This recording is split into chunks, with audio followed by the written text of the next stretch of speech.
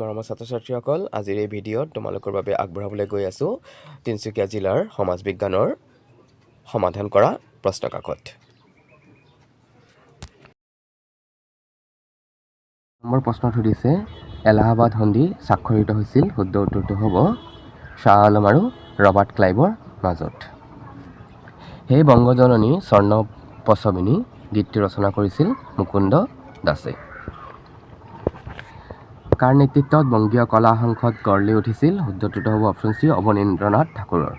মুছলিম লীগৰ লক্ষ্য আৰু উদ্দেশ্য আছিল তো ব্ৰিটিছ চৰকাৰৰ প্ৰতি মুছলমান ৰাইজৰ মাজত আনুগত্যৰ প্ৰসাৰ ঘটোৱা, ব্ৰিটিছ চৰকাৰক মুছলমান ৰাইজৰ ৰাজনৈতিক অধিকাৰ আৰু স্বাৰ্থৰ প্ৰতি সদা সচেতন কৰি ৰখা, মুছলমান ৰাইজৰ মনৰ পৰা ভয়, সন্ত্ৰাস, বিদ্বেষ ভাৱৰ অন্ত পেলাই সকলোৰে মাজত একতা গঢ়ি তোলা আৰু মুছলমানসকলৰ বাবে সুকীয়া নিৰ্বাচনী মণ্ডল গঠন কৰা দাবী কৰা। তো 1, 2, 3 হ'ব ইয়াৰ শুদ্ধ উত্তৰ। তেনেহ'লে অপশ্যন এ হ'ব শুদ্ধ উত্তৰ। বংগদেশ একত্ৰীকৰণ কৰা হৈছিল, এয়া হ'ব কি 1911 চনত। স্বদেশী আন্দোলনৰ সময়ত নাৰী আৰু যুৱক যুৱতীসকলৰ মাজত জাগৰণৰ সৃষ্টিত প্ৰচুৰ বৰঙণি যোগোৱা নাৰীগৰাকী হ'ল মাৰ্গাৰেট এলিজাবেথ নবল। আগষ্ট বিপ্লৱ নামেৰে জনাজাত আন্দোলনটো হ'ল, এয়া হ'ব কি ভাৰত ত্যাগ আন্দোলন। দাণ্ডী যাত্ৰা আৰম্ভ হৈছিল, এয়া হ'ব 1930 চনৰ 12 মাৰ্চত। ইয়াত ছবি এটা দিয়া হৈছে আৰু প্ৰশ্ন সুধিছে যে তলত উল্লেখ কৰা কোনজন ব্যক্তিয়ে উপৰোক্ত ঘটনাৰ প্ৰতিবাদত নাইট উপাধি পৰিত্যাগ কৰিছিল? জালিয়ানাবাগৰ হত্যাকাণ্ড। শুদ্ধ উত্তৰটো হ'ব অপশ্যন ডি, ৰবীন্দ্ৰনাথ ঠাকুৰ। ভাৰত স্বাধীন আইন 1947 চন অনুসৰি ভাৰত আৰু পাকিস্তান নামেৰে দুখন স্বশাসিত দেশ গঠন কৰা হ'ব। এইটো ঠিকেই আছে। ৰেড ক্লিফ ৰেখাক ভাৰত আৰু পাকিস্তানৰ সীমা বুলি গ্ৰহণ কৰা হ'ব। এইখিনি কথা কিন্তু ভাৰত স্বাধীনতা আইন 1947 চনত লিখা নাছিল। তেনেহ'লে শুদ্ধ হ'ব কেৱল 1, অপশ্যন চি। তলত দিয়া পৰিঘটনাসমূহ ক্ৰম অনুসৰি সজোৱা বুলি কৈছে। চৌৰিচৌৰা ঘটনা হৈছিল 1922 চনত। গান্ধী আৰউইন চুক্তি হৈছিল 1931ত। ভাৰত ত্যাগ আন্দোলন হৈছিল 1942ত আৰু ৰাওলাট আইন হৈছিল 1919 চনত। তেনেহ'লে শুদ্ধ উত্তৰটো হ'ব আমাৰ 4, 1, 2, 3। শুদ্ধ উত্তৰটো হৈছে আমাৰ অপশ্যন চি। ভাৰতৰ শেষৰজন ভাইচৰয় আছিল। শুদ্ধ উত্তৰটো হ'ব লৰ্ড মাউণ্টবেটেন। বশ্যতামূলক মিত্ৰতা নীতি প্ৰৱৰ্তন কৰিছিল লৰ্ড ৱেলেছলি। মণিৰাম দেৱানৰ লগত আৰু কোন ফাঁচী কাঠত ওলমিব লগা হৈছিল? শুদ্ধ উত্তৰটো হ'ব পিয়লি বৰুৱা। তলৰ অংশ দুটা মিলাই শুদ্ধ বিকল্পটো বাছনি কৰিব কৈছে। শুদ্ধ উত্তৰটো হ'ব অপশ্যন চি। জয়ন্তীয়া ৰাজ্য ইংৰাজৰ হাতলৈ যায় 1835 চনত। পথৰুঘাটৰ কৃষক বিদ্ৰোহৰ সময়ত দৰঙৰ জিলাধিপতি আছিল জে.ডি. এণ্ডাৰছন। তলৰ কোনটো মানৱসৃষ্ট সম্পদ নহয়? শুদ্ধ উত্তৰটো হ'ব কয়লা। অসমৰ 1857 চনৰ বিদ্ৰোহৰ বিফলতাৰ কাৰণসমূহ হৈছে বিদ্ৰোহীসকলৰ সংখ্যা অতি তাকৰীয়া আছিল, এইটো হয়। বিদ্ৰোহৰ নেতাসকলৰ সময় জ্ঞান নাছিল, এইটো হয়। বিদ্ৰোহীসকল ইংৰাজৰ বিৰুদ্ধে বিদ্ৰোহ কৰিবলৈ বিচৰা নাছিল, এইটো নহয়। আৰু অসমৰ বিদ্ৰোহীসকলে তেওঁলোকৰ কাৰ্যপন্থাৰ গোপনীয়তা ৰক্ষা কৰাত ব্যৰ্থ হৈছিল। তো 1, 2 আৰু 4 হৈছে শুদ্ধ উত্তৰ। অপশ্যন চি হ'ব। পৃথিৱীত উপলব্ধ সামগ্ৰীসমূহৰ যিবোৰে মানুহৰ কোনো ধৰণৰ উপকাৰ বা অপকাৰ সাধন নকৰে সেইবোৰক কি বুলি জনা যায়? নিৰপেক্ষ সামগ্ৰী। অৰ্থনৈতিক ভূগোল দেশৰ অন্তৰ্গত এটা অন্যতম প্ৰধান শাখা, এয়া হ'ব কি মানৱ ভূগোল।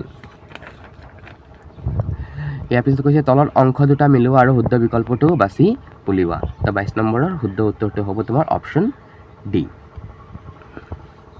ইয়াত ছবি এখন দিছে, ইয়াক কিয়ৰ উৎকৃষ্ট উদাহৰণ বুলি কৈছে? এয়া হৈছে কি নৱীকৰণযোগ্য সম্পদ। ভাৰতীয় বন গৱেষণা আৰু শিক্ষা সংস্থা গঠন কৰা হৈছিল 1986 চনত। তলৰ কোনটো উক্তি সম্পদৰ ক্ষেত্ৰত প্ৰযোজ্য নহয় বুলি কৈছে? তো ইয়াক হস্তান্তৰ কৰিব নোৱাৰি, এইটো হয়। ইয়াৰ বজাৰ মূল্য নাই, এইটো হয়। মানৱ জাতিৰ কল্যাণ হয়, এইটো হয়। ইয়াৰ দ্বাৰা উপকাৰ আৰু অপকাৰ দুয়োটা হ'ব পাৰে, এয়াই হ'ব কি শুদ্ধ উত্তৰ। প্ৰাকৃতিক গঠন অনুসৰি সম্পদৰ প্ৰধান ভাগ দুটা হৈছে কি নৱীকৰণযোগ্য আৰু অনৱীকৰণযোগ্য সম্পদ। বায়ুমণ্ডলত নাইট্ৰজেনৰ পৰিমাণ হৈছে 78.08%। তলৰ গেছবোৰৰ ভিতৰত কোনটো গোলকীয় উত্তাপ বৃদ্ধিৰ বাবে দায়ী নহয়? শুদ্ধ উত্তৰটো হ'ব ওজন। বায়ুমণ্ডলত প্ৰদূষিত হোৱাৰ অন্যতম ভয়াৱহ পৰিণতি হৈছে এচিড বৰষুণ। বায়ুমণ্ডলৰ সেউজগৃহ গেছৰ পৰিমাণ হৈছে 0.1%। ভূপৃষ্ঠ আৰু বায়ুমণ্ডলৰ উত্তাপৰ চিৰন্তন উৎস হৈছে সৌৰশক্তি। আৰু য়াংচি নদীখন আছে চীনত।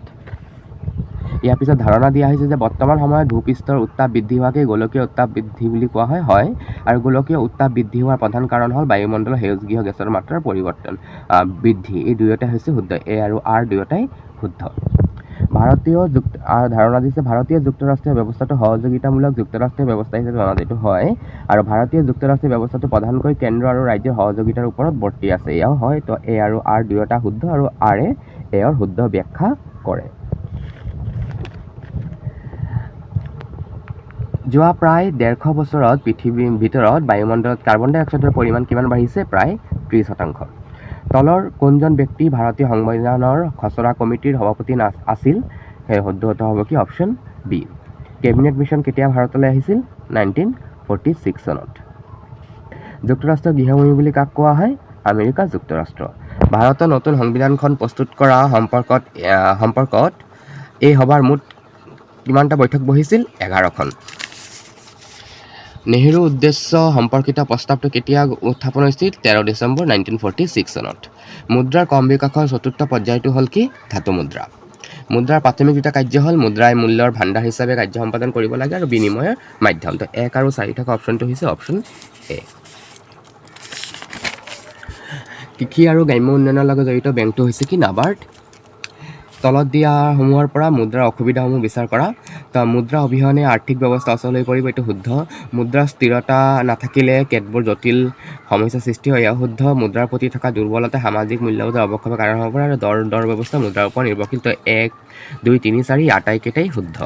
আৰু MCQৰ অন্তিমটো প্ৰশ্ন হৈছে ভাৰতৰ প্ৰথমটো বেংক স্থাপন কৰা হৈছিল 1770 চনত।